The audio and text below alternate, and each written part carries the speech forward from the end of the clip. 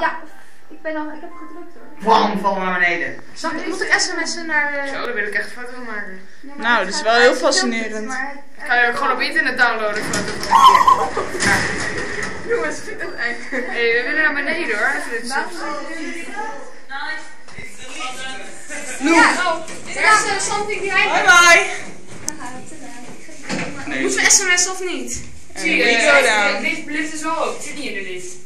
Cool. Het zit in de wand. Ja, dat zei ik dat. Wauw. Ja, op de lift, niet op de lift, dan op de schachtwand. Wat is dit?